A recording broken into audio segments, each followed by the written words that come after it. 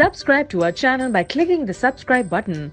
Click the bell button and enjoy the latest uploads from our channel. Washington, August 20th. Reuters, a broad cross-section of U.S. businesses has a message for the Trump administration. New tariffs on $200 billion of Chinese imports will force Americans to pay more for items they use throughout their daily lives, from cradles to coffins. 6 days of public hearings on the proposed duties of up to 25% will start on Monday in Washington as part of President Donald Trump's and the U.S. Trade Representative's efforts to pressure Beijing for sweeping changes to its trade and economic policies. Unlike previous rounds of U.S. tariffs, which sought to shield consumers by targeting Chinese industrial machinery, electronic components and other intermediate goods, thousands of consumer products could be directly hit with tariffs by late September. The $200 billion list targets Chinese seafood, furniture and lighting products, tires, chemicals, plastics, bicycles and car seats for babies.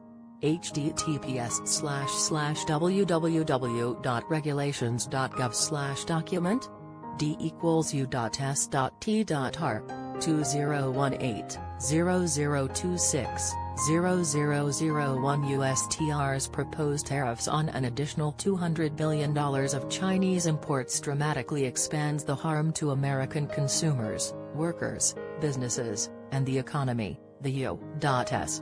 Chamber of Commerce said in written testimony for the hearing. The top U.S. business lobbying group said the Trump administration lacks a coherent strategy to address China's theft of intellectual property and other harmful trade practices and called for serious discussions with Beijing. Mid-level Trump administration officials and their Chinese counterparts are expected to meet later this week in Washington to discuss their trade dispute, but it is unclear whether the talks will have any effect on the implementation of U.S. tariffs and retaliation by China. In more than 1,400 written comments submitted to USTR that will be echoed in the hearings, most businesses argued that the tariffs will cause harm and higher costs for products ranging from Halloween costumes and Christmas lights to nuclear fuel inputs, while a small number praised them or asked that they be extended to other products. Graco Children's Products Incorporated, a unit of Newell Brands Incorporated,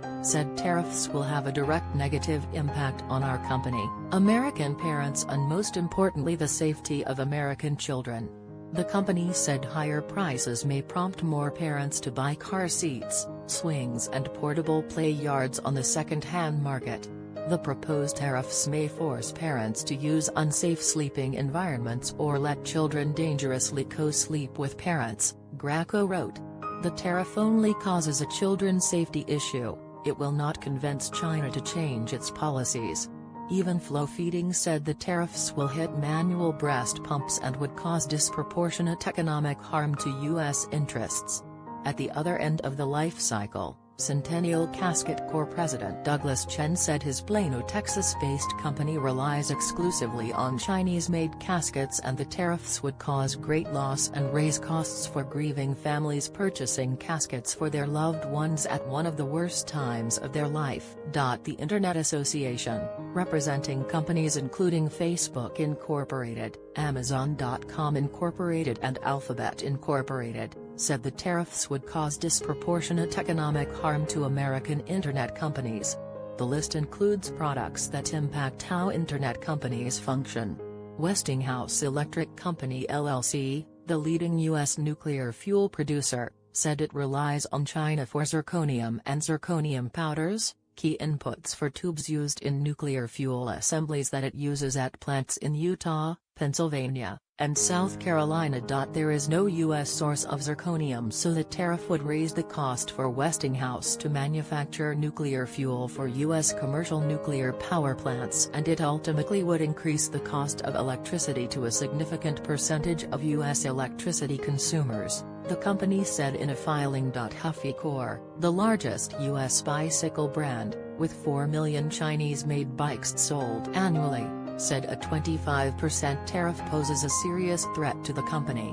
Huffy CEO Bill Smith wrote that the tariffs should have been put in place 20 years ago when Huffy and other U.S. bicycle makers sought to increase the 11% U.S. bicycle tariff because of aggressive Chinese imports.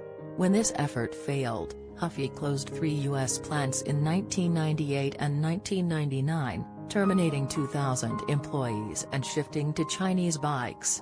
This